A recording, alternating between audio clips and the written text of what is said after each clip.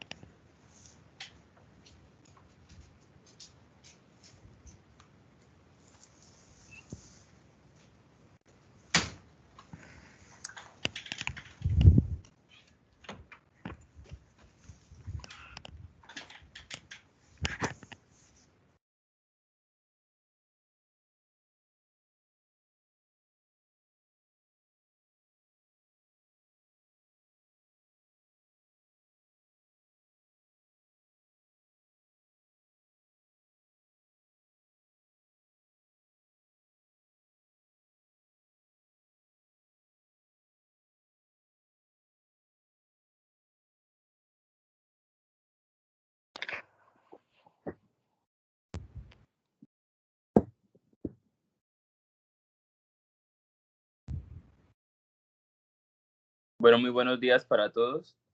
Sean bienvenidos nuevamente a nuestro curso de conferencias, en nuestro calendario de conferencias, titulado como Días de Geominería. Está organizado por el capítulo de la IAPG, de la SCG, de la UDES y de la Universidad de Francisco de Pablo Santander, el capítulo de la SME, la Associated Mining of Exploration and Metallurgy. En el día de hoy pues tenemos a un invitado, Ricardo Valls, que tiene como titulada su conferencia QA y QC, aseguramiento de control de calidad.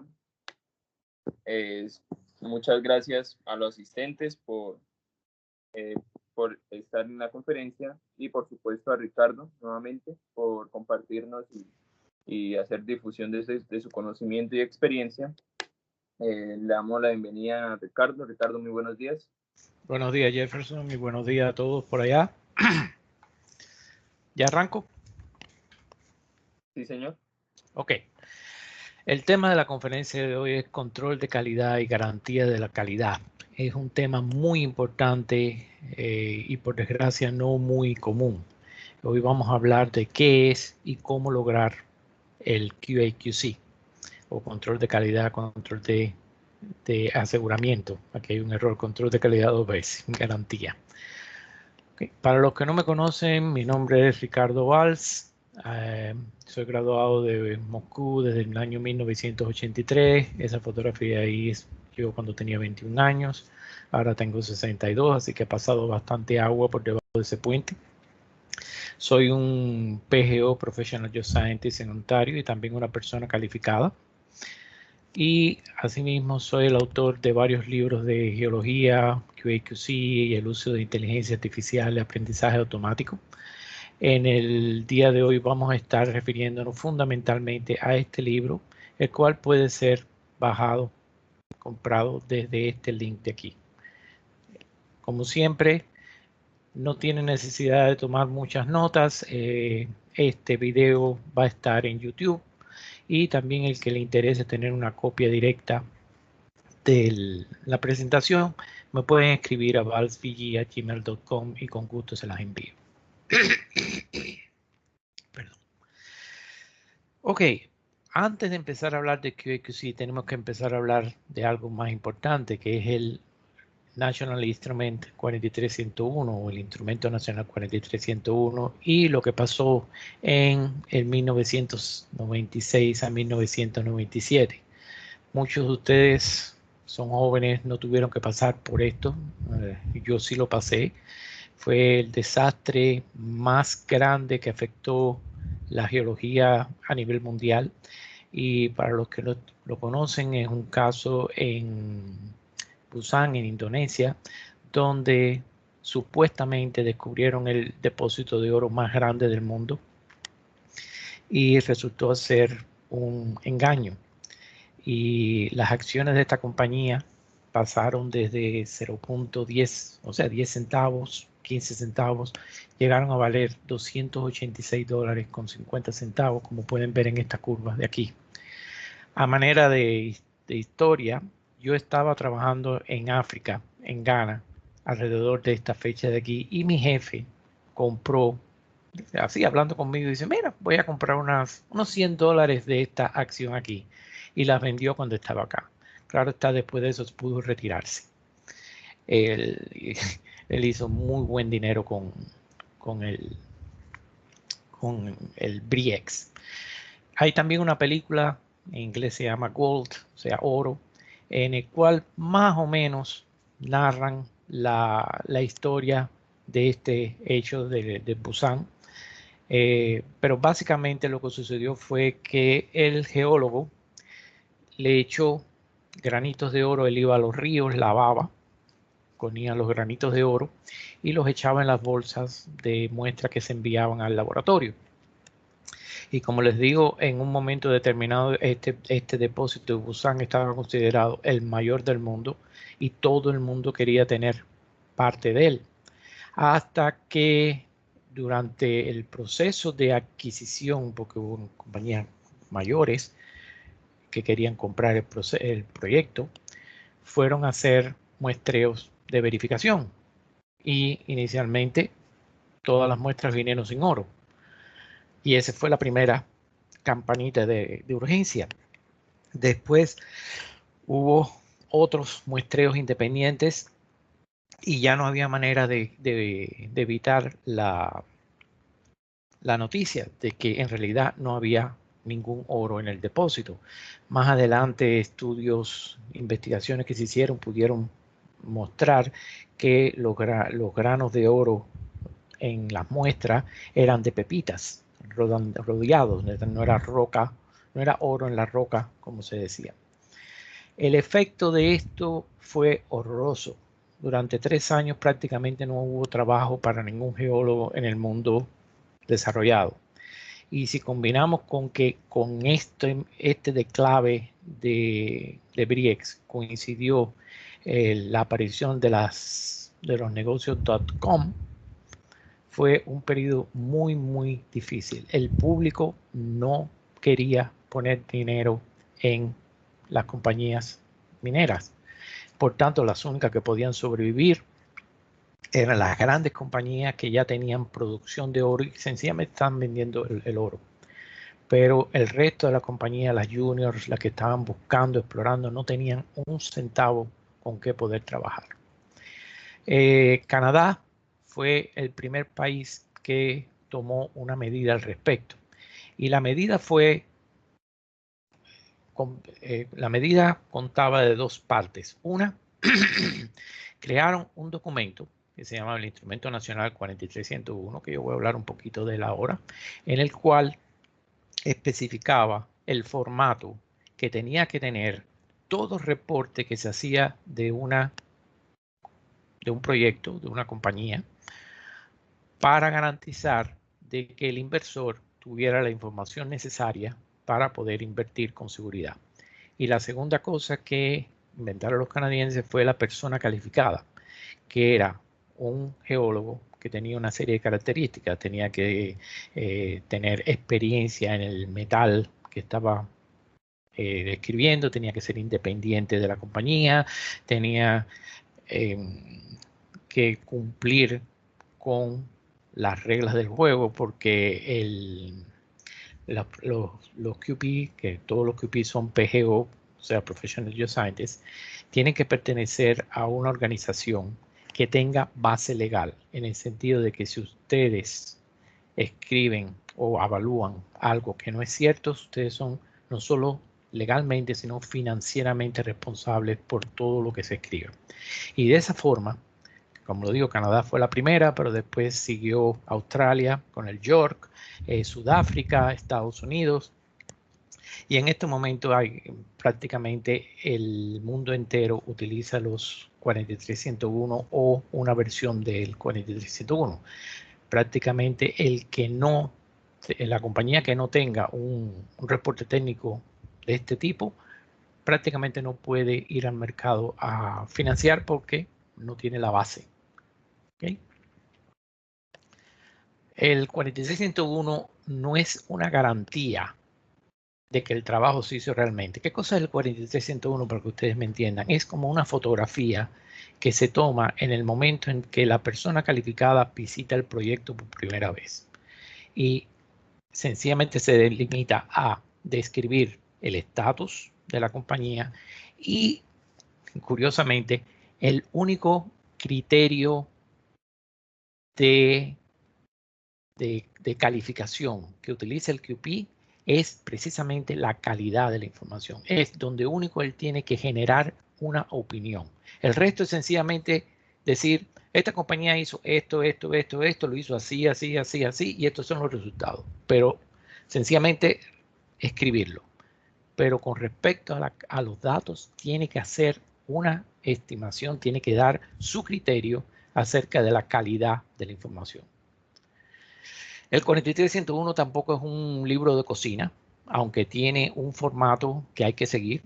Y otra cosa que es importante es que cuando las compañías, sobre todo las públicas, ellos guardan los 43101 en CIDAR, que es un sitio en la web donde se pone toda la información pública de las compañías mineras de Canadá. Es el hecho de que esté ahí no significa que esté bien hecho, porque solamente en todo, por ejemplo, en todo Ontario hay solamente 3 geólogos para revisar toda la cantidad increíble de información geológica que se genera cada mes, incluyendo noticias de prensa, websites, páginas web, reportes técnicos, estudios de factibilidad. O sea, es imposible para esas 3 personas vigilar todos los proyectos. Es un sistema basado en el hecho de que se asume que la persona calificada comprende la ley y va a hacer su mejor esfuerzo para tener un reporte que corresponda tanto a los requerimientos 43101 como a los requerimientos de las mejores prácticas de exploración. Hablando de las mejores prácticas de exploración, les recomiendo mucho que vayan a este sitio, el CIM.org, y aquí van a encontrar 2 fuentes de información muy importantes. La primera son las definiciones que se utilizan en los 43101 y cuáles son las mejores prácticas de exploración para cada tipo de depósito. Esto es algo que deben de ustedes de tener siempre a mano, porque les servirá de guía a la hora de trabajar o de planificar un trabajo.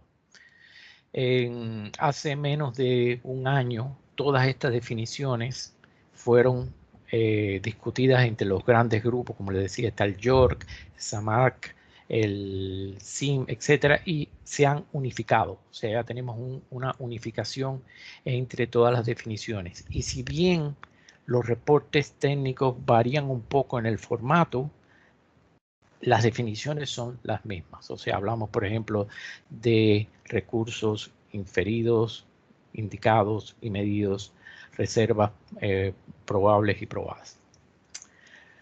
La tarea de la persona calificada es importantísima. Y lo importante es que las compañías entiendan que el QP o la persona calificada debe de estar en el proyecto, no al final, no cuando llega la hora de hacerse 43101, sino desde el mismo inicio de todos los trabajos, precisamente para garantizar de que todos los trabajos se hagan de acuerdo a las mejores prácticas de exploración. Yo he tenido montones de casos en montones de países donde he llegado, me han invitado a hacer un 43101, pero me han invitado aquí abajo, cuando ya los errores fueron cometidos y no hay manera de solucionarlos. Y cuando yo digo errores cometidos, me refiero, por ejemplo, han existido compañías que tenían una tremenda base de datos de perforación, digamos más de 100,000 datos de perforación, y sencillamente no podíamos utilizar esa información porque no utilizaron precisamente muestras de control de calidad. Al no tener muestras de control de calidad, no se puede validar la base de datos. No quiere decir que esté mal. Lo que quiere decir es que no podemos validarla. Al no poder validar la base de datos, el resto del trabajo es por gusto, porque no podemos hablar de recursos, ni de reservas, ni de nada. Es por eso lo importante, en primer lugar, de conocer bien las prácticas de exploración, de tener una persona calificada en el proyecto desde el mismo inicio y que no venga solamente al final del reporte, para hacer el reporte, que venga antes. Aquí les muestro la estructura de un 43101 normal. Aquí en este rectángulo del punto 15 al 22 son para proyectos mucho más avanzados, pero los normales son todo esto. Y aquí ustedes verán que una de las partes más importantes es la parte de verificación de los datos. Es un capítulo independiente dentro del reporte. Y básicamente, si la compañía no hizo ningún tipo de QC, no hay forma de validar sus datos. La verificación de los datos es la tarea fundamental de la persona calificada. Y tiene que aclararse específicamente bien en el reporte qué acciones hizo el QP para estar seguro que los resultados tenían calidad. Y lo que ha pasado durante muchos años es que las compañías recibían los resultados del laboratorio y los laboratorios siempre ponen los resultados de sus controles de calidad. Eso siempre venían en tablas en Excel, la primera pestaña tenía los resultados y una pestaña adicional con los controles. Y las compañías pensaban que ya eso era suficiente. Y no es así.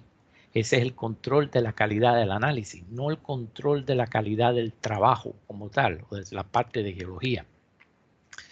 Por tanto, cuando un QP va a ser un 43101, una de las primeras cosas que hace es tomar muestras independientes y mandarlas a analizar. Así fue como descubrieron el debacle de Briex, cuando un geólogo independiente tomó muestras independientes y se dieron cuenta de que no había oro ninguno. Y les digo de nuevo, es la única parte del 43101 del reporte técnico donde el QP tiene que dar una opinión. El resto es sencillamente decir lo que pasa, qué es lo que hay, qué es lo que hicieron, cuánto costó y demás. Pero aquí hay que dar una opinión. Y hay una frase muy simpática aquí abajo que dice: asuman nada, chequeenlo todo y confíen en nadie. El QP no solo tiene que tomar muestras independientes para verificar la calidad de los análisis, también hay que verificar, por ejemplo, si las coordenadas de los pozos está correcta. Por tanto, por ejemplo, si yo voy a un proyecto, selecciono aleatoriamente 4 o 5 pozos, voy ahí con mi GPS y reviso las coordenadas para ver si coinciden. Tienen que revisar, por ejemplo, que los resultados del laboratorio siempre se entregan en una tabla en Excel, pero también se entregan como PDF para que no puedan ser alterados. Una de las auditorías que el QP tiene que hacer es coger esos PDF y verificarlos contra la base de datos electrónica y ver que funcionan. O sea, hay una serie de etapas que el QP tiene que hacer y que son parte de la verificación de la calidad. Y no solo en la compañía, el QP tiene que hacer una auditoría hasta del laboratorio donde se procesaron los datos, ver si hubo posibilidades de contaminación, ver cuál es la tecnología utilizada para la extracción de los elementos y demás. Todo eso es mayormente control de calidad, pero también hay una cosa que es el aseguramiento de la calidad, o el QA, como se dice. Y eso es todavía más raro encontrarse compañías que tengan el QA. QA, ¿qué cosa es? El QA es un manual que explica por escrito cómo es que hay que hacer los distintos trabajos que hace la compañía, para que quede un récord que un geólogo junior que llega a trabajar sencillamente coge el QA y dice, ok, si yo tengo que muestrear este pozo, estos son los pasos que tengo que seguir. Si voy a tomar una muestra de suelo, estos son los pasos que debo de seguir. Y lamentablemente, muy pocas compañías yo he visto que tengan un buen QA aparte de un QC. Esto era una pequeña parte de introducción, hablando del instrumento nacional, para explicarles por qué razón es tan importante el QA and QC. Ahora voy a hablarles de unos 6 aspectos del QA y QC. El primero que les voy a hablar es de diseño de un programa, los tipos más comunes de muestras de control, el programa de QA/QC para el trabajo en el campo, cómo determinar la calidad del programa de QA/QC que ustedes han hecho, un diagrama de flujo para la preparación de muestras, esto es muy importante, y el último punto, que en realidad deberíamos de tener un webinario única y exclusivamente para esto, porque es extremadamente importante y variado, que es cómo nombrar las rocas y alteraciones en el campo. Toda aquella persona que haya trabajado en el campo sabe que o en el campo o en una oficina, si yo traigo una roca, la pongo en una mesa y hay 3 geólogos y les pregunto cuál es el nombre de esa roca, voy a tener 4 respuestas. Y con esta parte de la explicación voy a mostrarles cómo podemos llegar a un concepto unificado a la hora de nombrar rocas y alteraciones en el campo. Nuevamente en el libro van a encontrar todo esto. Ok. Empecemos con la primera parte, que es el diseño del programa. Como les decía, el QA o la parte de aseguramiento debe de hacerse, no es que debe, tiene que hacerse antes de comenzar todos los trabajos de campo. Y se basa en las mejores prácticas de exploración desarrolladas por el CIN. De acuerdo al tipo de trabajo que ustedes van a hacer, digamos que ustedes son una junior y van a hacer un muestreo de suelo, van a hacer mapeo y van a hacer trincheras. Ok, primero van al sim.org, miran todos los que son las recomendaciones que hay para las mejores prácticas de esas actividades y las copian. Dicen, ok, los muestreos del suelo se van a hacer de esta forma, así, así, así, se va a tomar la muestra a tanta profundidad, se va a tamizar, se va se va a enviar a este laboratorio, se le va a pedir este tipo de análisis. Todo eso queda por escrito y como un récord.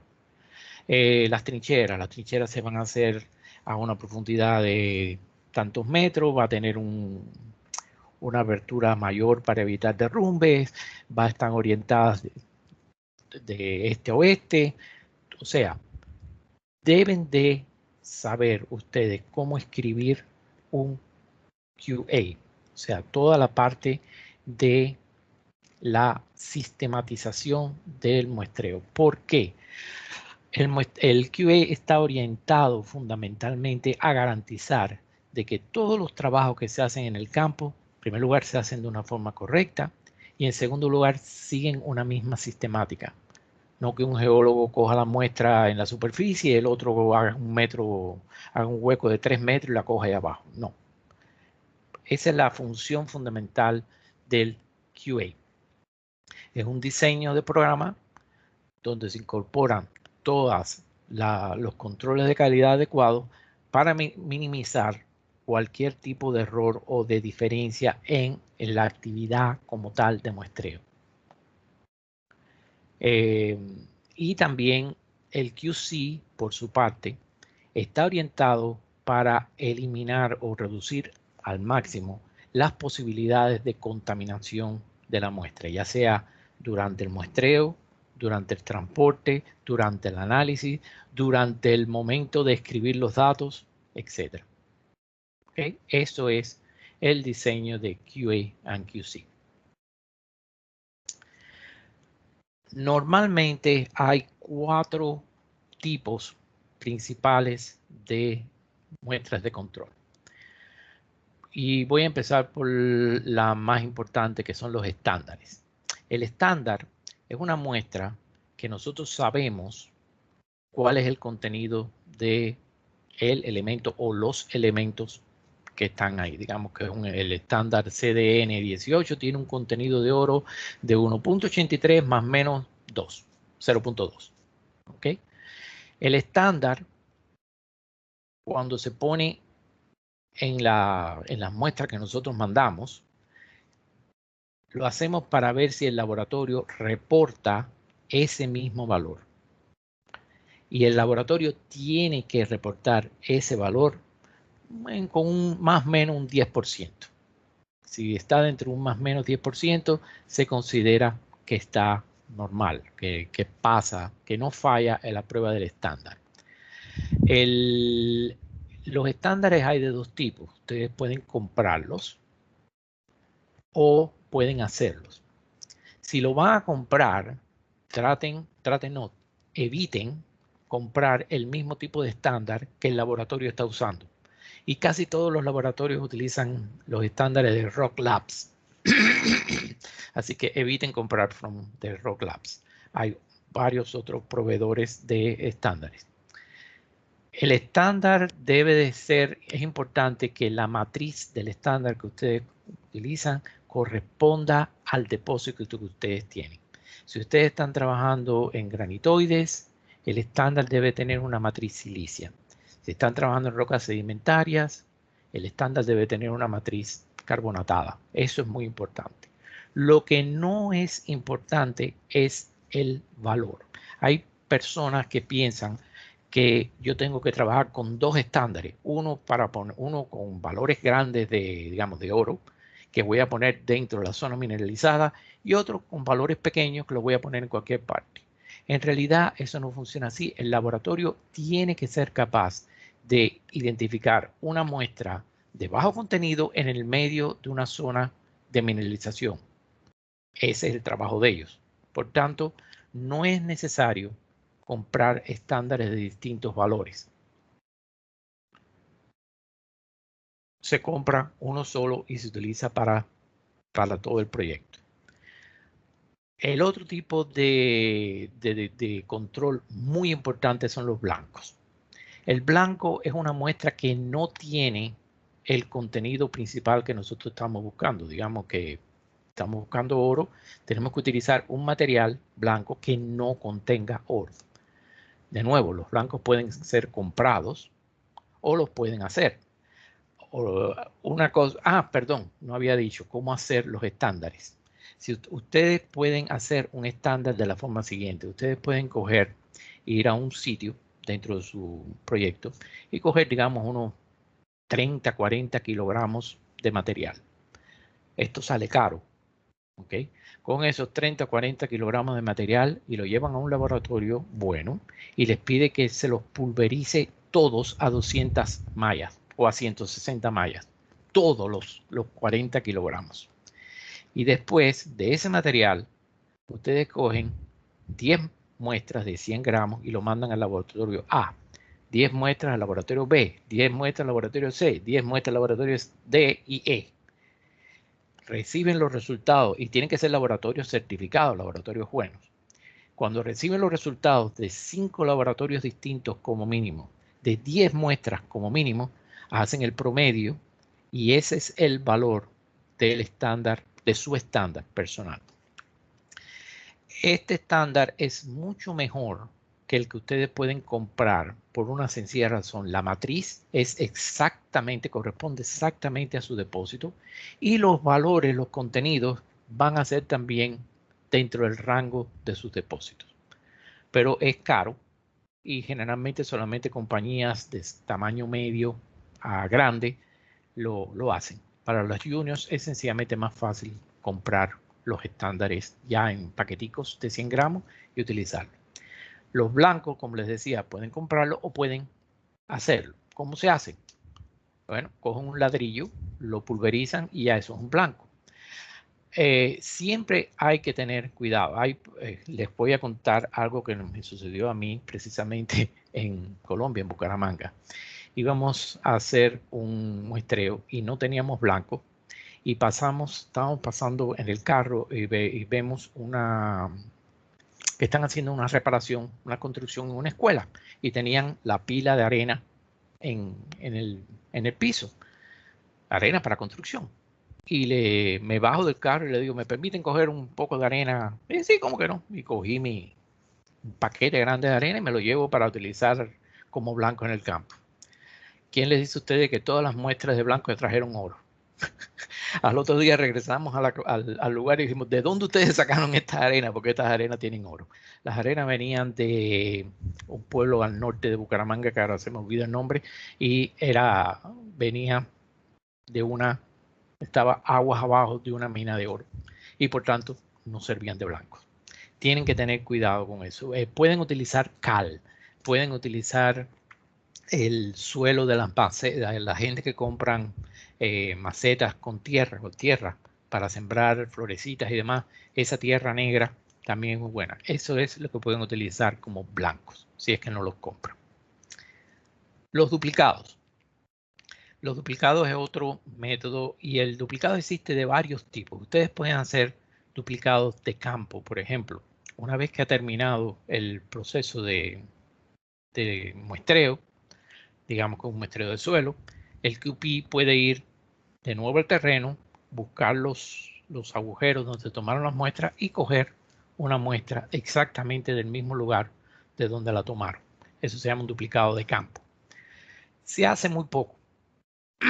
El otro duplicado es un duplicado, sobre todo que se utiliza mucho en la perforación, en el cual una muestra, se toma la muestra, se pica la mitad es el original y la mitad es un duplicado de esa misma muestra. También existen duplicados que se hacen dentro del laboratorio para ver dónde es que puede haber algún error, si es en la etapa de trituración o de pulverización, etc. O sea, los duplicados son muy importantes. Ahora, ¿qué sucede con los duplicados? Funcionan muy bien cuando no hay efecto pepita. Y ustedes saben que el oro, generalmente tiene el efecto de pepita.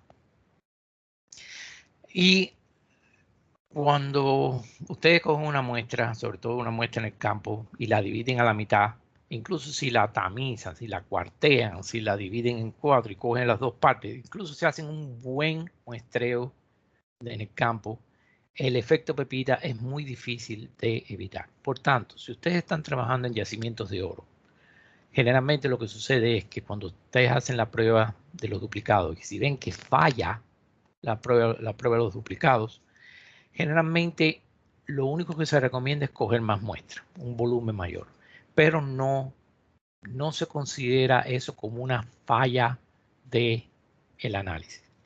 Si estamos trabajando con cobre, plomo, zinc, níquel, cobalto, otros elementos y hay diferencia entre los resultados de un duplicado, eso es un problema y tiene que ser analizado y discutido con el laboratorio. Esta tablita de aquí abajo indica más o menos el porcentaje de muestras de control de calidad que deben de ser usados. Perdón, se me olvidaba mencionarle los controles externos. Son muestras que se hacen para controlar la precisión y reproducibilidad de los resultados del laboratorio. ¿Qué significa eso?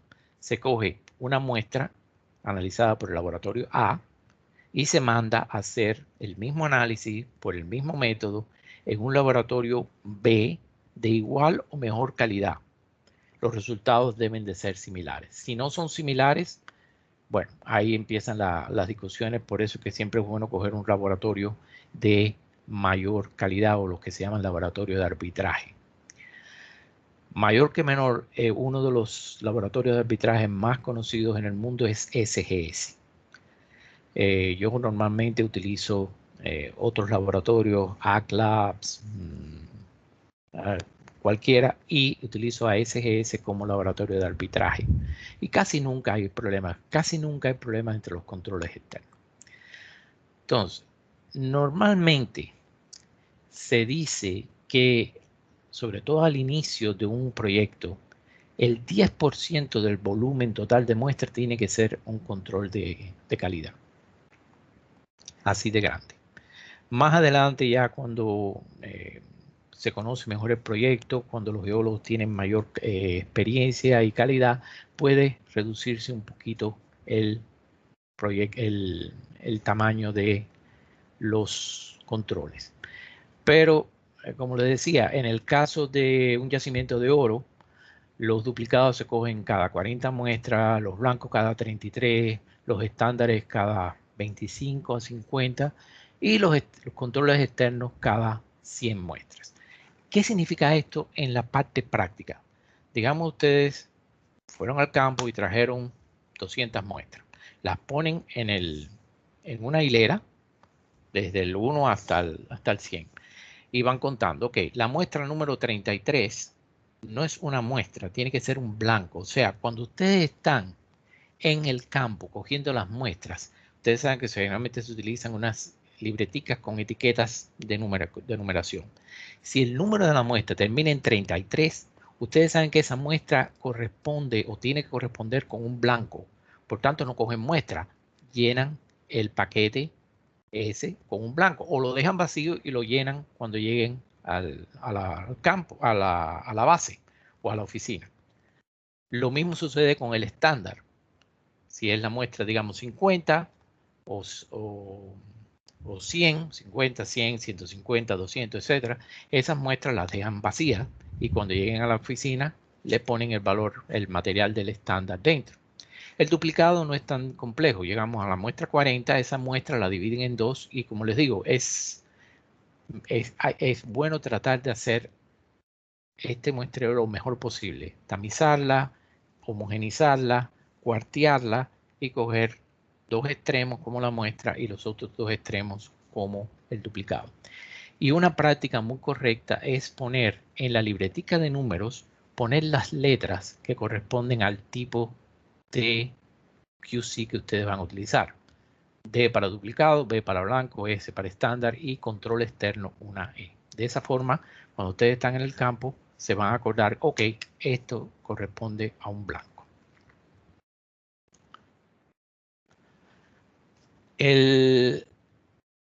Parte de esto que les acabo de decir es que ustedes deben de tener un listado preparado de a qué corresponde cada tipo de muestra. Y déjenme entrar un poquitico más en detalle aquí.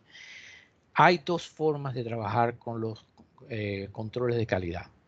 Una es ponerlas de forma aleatorias. O sea, ustedes saben que en un paquete de 100 muestras tienen que haber dos estándares, tienen que haber 3 blancos y deben de haber 2 duplicados.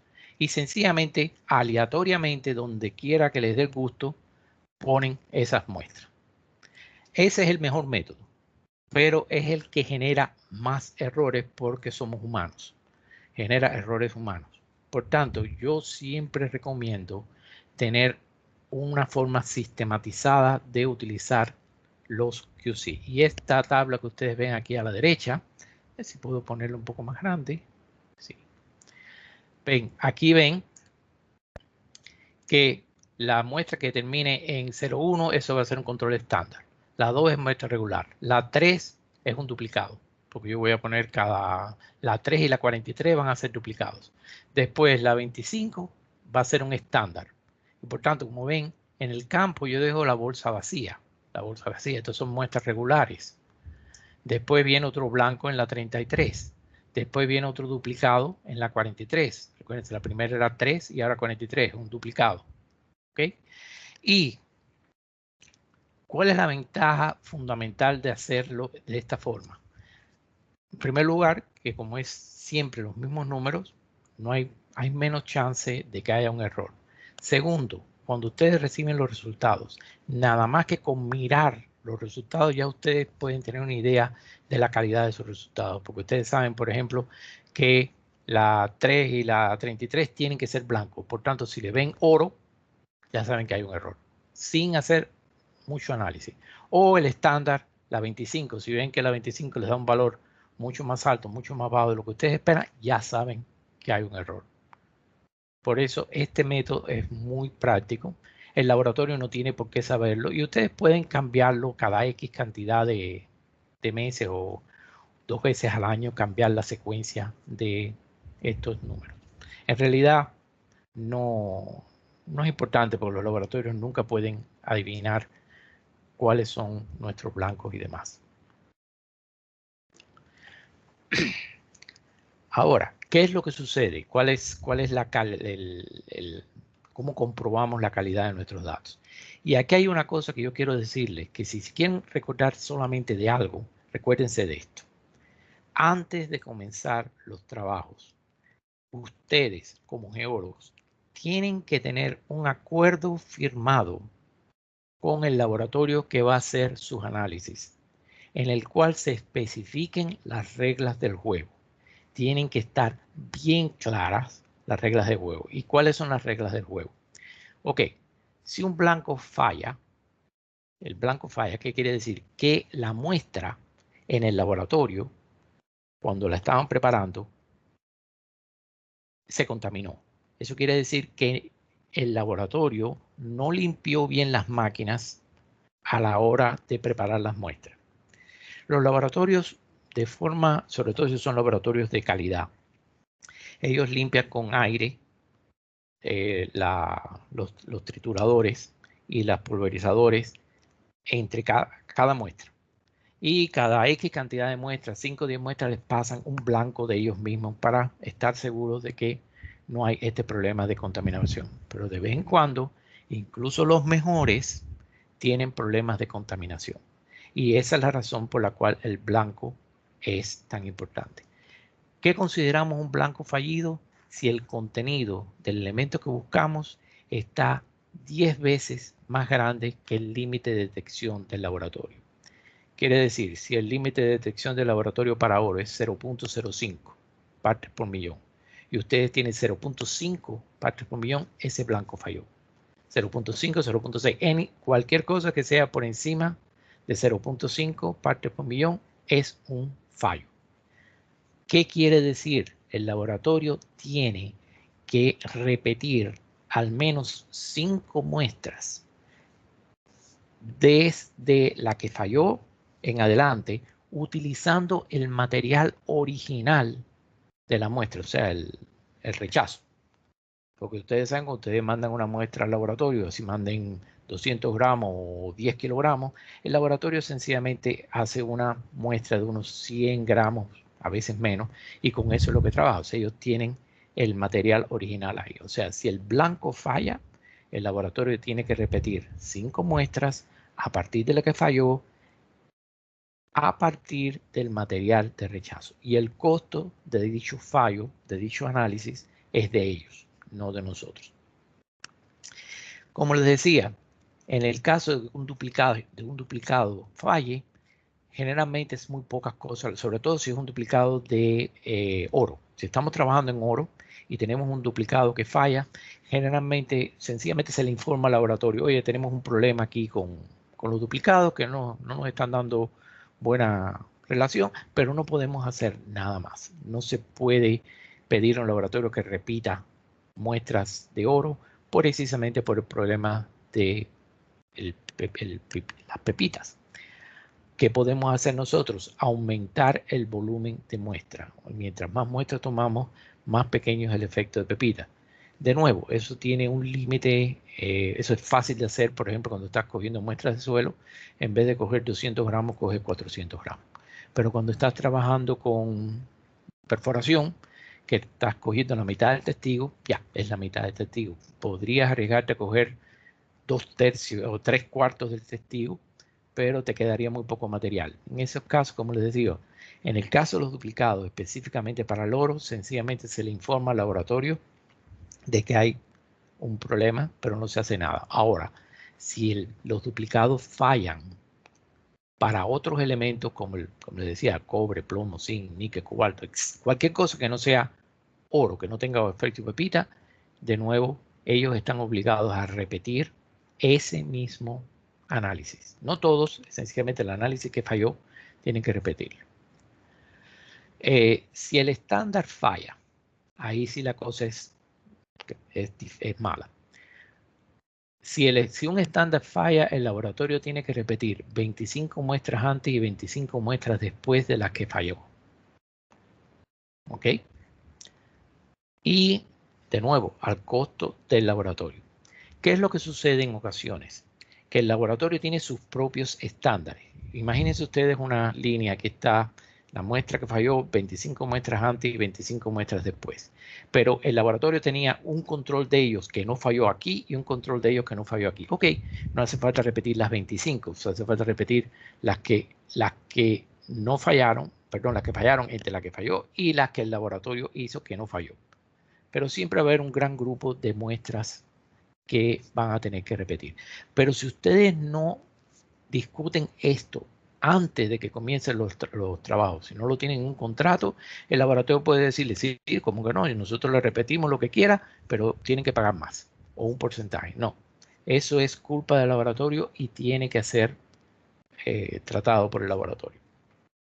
Como les decía, el blanco falla si está 10 veces por encima del nivel mínimo. El estándar falla si está por encima de más o menos 10%. Y en el caso de los duplicados, se utiliza el análisis de Student y de Fisher de criterio de similitud entre las poblaciones. No puedo meterme en este detalle. Es uno de los problemas que yo siempre digo que no se da estadística en las universidades en Colombia, lo cual considero un gran problema. Pero bueno, existen métodos estadísticos que permiten comparar las poblaciones entre el original y el duplicado. Una nota, un paréntesis musical aquí. Siempre que haya un error, sobre todo si es un error craso, un error grande, antes de pelearle al laboratorio, revisen sus datos. Puede ser que haya habido un error humano. Puede ser que una muestra que debería haber sido un blanco, no fue un blanco, fue una muestra normal. O un duplicado que se hizo duplicado no de la muestra anterior, sino de la muestra siguiente. Siempre busquen el problema primero interno. Y después, cuando ya estén seguros de que no fue culpa de nosotros, entonces afectan hablan con el laboratorio. Estas dos tablitas, estos diagramas de flujo que yo les estoy poniendo aquí son básicos. Y de nuevo, esto tiene que estar en el contrato con el laboratorio. Es donde ustedes le van a decir al laboratorio cómo es que ustedes quieren que se preparen las muestras, dónde ustedes quieren que estén los controles de calidad. Y aquí es cuando yo les digo la importancia que tiene esta conferencia, de que prácticamente ningún geólogo va al laboratorio a decirles qué es lo que ellos quieren. Ellos sencillamente mandan las muestras, el laboratorio hace lo que quieren y ustedes reciben los resultados. Y eso no debe de ser así.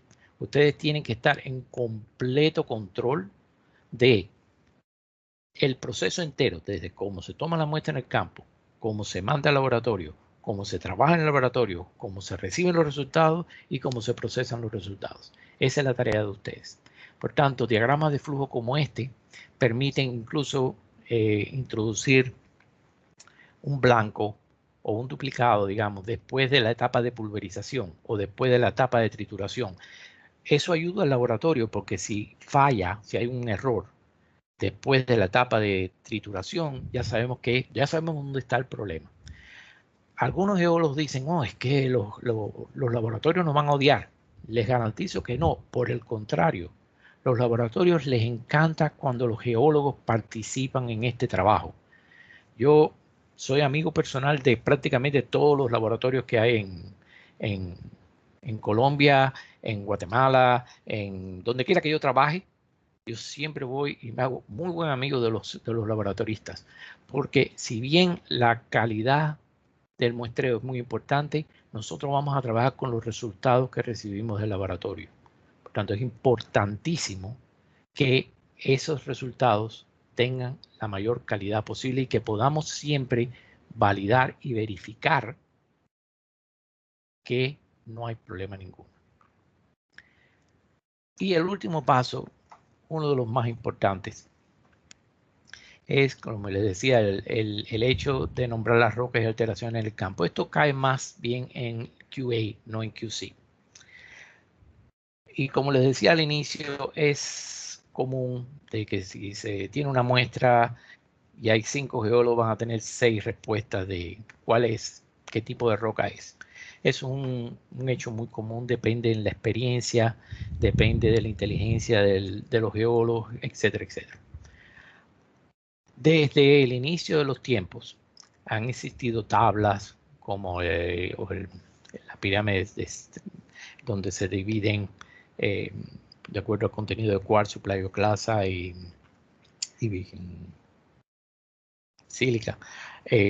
Pueden determinar qué tipo de roca es.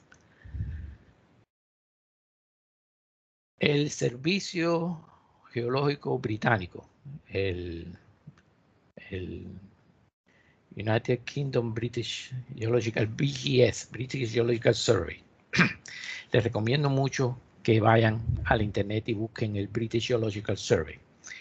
Ellos hicieron un sistema de clasificación que para mí es el más lógico de todos. Y ellos partieron de la siguiente conclusión. No es lo mismo determinar el nombre de una roca sentado en tu oficina con el aire acondicionado, una taza de café, los resultados del análisis completo de óxidos mayores, 3 o 4 secciones pulidas, 2 o 3 secciones delgadas. Bien, eso comparado a estar bajo un aguacero a las 3 de la tarde comiéndote los mosquitos en el campo tratando de determinar un tipo de el nombre de una roca. Y esa cosa tan elemental, ellos fueron los primeros en decirlo y establecieron 7 campos, desde las condiciones más horripilantes hasta las mejores y más confortables para nombrar una roca. Nosotros, los que trabajamos en el campo, caemos en el grupo 4 o 5, intermedio. Si ustedes van al British Geological Survey, van a ver que existen explicaciones sumamente detalladas para cada tipo de roca, granitoides, metamórficas, sedimentarias, incluso los resultados de la actividad humana. Pero ese sistema lo van a encontrar bastante complicado. Son libros. En este libro que yo les mencioné al principio, les voy a mencionar al final, yo simplifiqué un poco el proceso, de forma tal de que sea más aplicable a la geología. La otra cosa que es importante tener, y eso no viene de los geólogos británicos, eso viene de los geólogos canadienses, es la secuencia en la cual ustedes van a describir una roca. Y de acuerdo al sistema que se utiliza aquí en Canadá, la descripción de una roca comienza con la alteración, la alteración hidrotermal, los calificadores y el nombre de la roca, la textura y la mineralización. ¿Okay? Siempre describan en este orden: alteración, nombre con calificador, textura y mineralización. ¿Y cómo es que los británicos resolvieron el problema de que hay 5 geólogos, una roca y hay 6 resultados? Ellos determinan que existen 2 tipos de nombres: los nombres raíces y los nombres aprobados. Nombre raíz es cuando ustedes están 100% seguros de lo que es la roca. Nombre aprobado es cuando tienen una idea. Ponerles un caso. Están trabajando aquí en Canadá, donde no hay oxidación ninguna. Tienen un pedazo de una roca verde pesada con unos cristales de este tamaño de olivino, unos cristales de tamaño de piroxeno. O sea, fácilmente usted puede decir, esto es una piroxenita. ¿Okay? Eso es un nombre raíz. Ahora están trabajando en Colombia con tremenda corteza e intemperismo y se encuentran una roca completamente roja, oxidada, a lo mejor algunos remanentes de olivino, algunos remanentes de oblenda. Bueno, ustedes creen que esta es una roca ultramáfica. No pueden decir que es una piroxenita o una dunita o una websterita, pero saben que es una roca ultramáfica. Ese es un nombre aprobado. Y de esa forma ustedes no van a tener discusiones internas, utilizan los nombres aprobados. Más adelante, cuando se hagan secciones pulidas, secciones delgadas, y ya se sepa que esa roca es o era una dunita que fue alterada, entonces pueden venir y cambiar el nombre. ¿Ok? Aquí en la tabla esta 2, una de las cosas más interesantes que tiene el sistema, ellos dicen que cuando ustedes están trabajando con nombres raíces y ponen el nombre, digamos, piroxenita, tienen que ponerlo, si están escribiendo a máquina, tienen que ponerlo en negritas y subrayado. Si es un nombre aprobado, sencillamente lo ponen en negritas. Si están escribiendo en su libreta, ¿okay? En la libreta de campo, si es un nombre aprobado, escriben piroxenita y lo subrayan. Y si no es aprobado, si no es raíz, es aprobado, entonces lo escriben normalmente. Eso es con respecto al nombre. Ahora, toda roca tiene un calificador. Puede tener un calificador, no es necesario que lo tenga. Calificadores son aquellas características que dan más información acerca de la roca. Y tiene que ser algo que sea totalmente no común. Por ejemplo, decir granito rico en cuarzo no tiene sentido ninguno, porque el granito es rico en cuarzo. Ahora, decir, por ejemplo, que una biotita de color rojo, perdón, una obsidiana de color rojo, ahí sí, porque las obsidianas generalmente son de color negro. Esa característica, ese calificador de color es importante. Otro tipo de calificadores, tenemos el tamaño del grano, que es muy grande o muy fino, cuando no es lo normal para la roca. Todo eso es lo que se llama calificadores.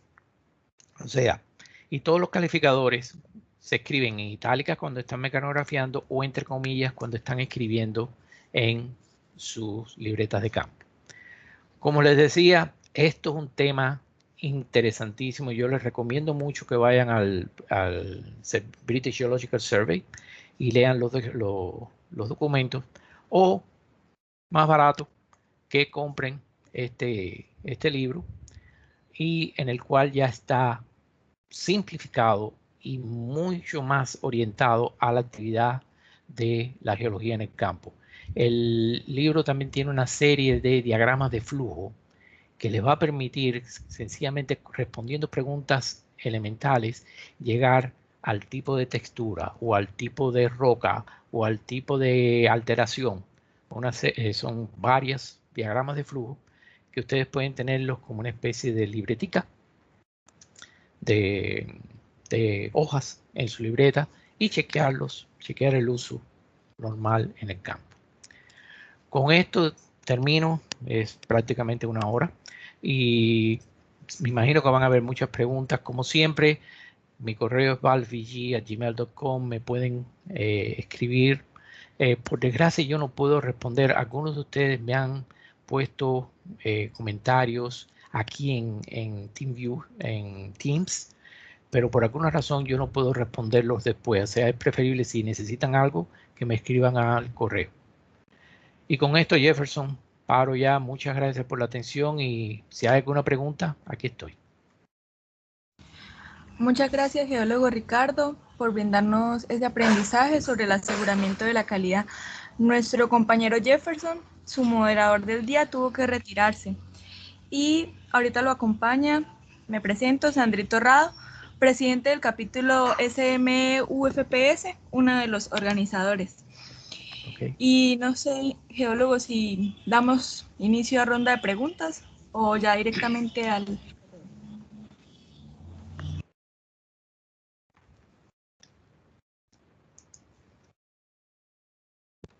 Alguien me está pidiendo el correo, lo estoy escribiendo aquí.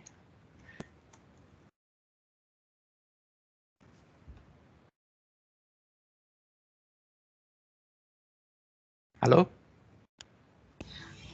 Listo, entonces ahí a los asistentes tienen el correo del geólogo para las preguntas pertinentes. Y normalmente Jefferson lo que hace al final es mandarme el video, este que se está grabando ahora. Yo lo edito para quitarle las toses, los toda esa serie de cosas y se los mando de vuelta para que lo pongan en YouTube. Perfecto, me parece perfecto. Y pues nada, resaltarle tan gratificante conferencia y muchísimas gracias a todos los asistentes y al geólogo. Ok, hasta la vista.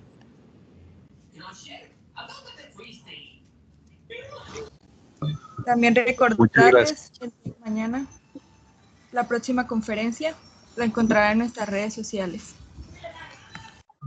Ok, gracias. Muchísimas gracias, excelente. Muchísimas gracias.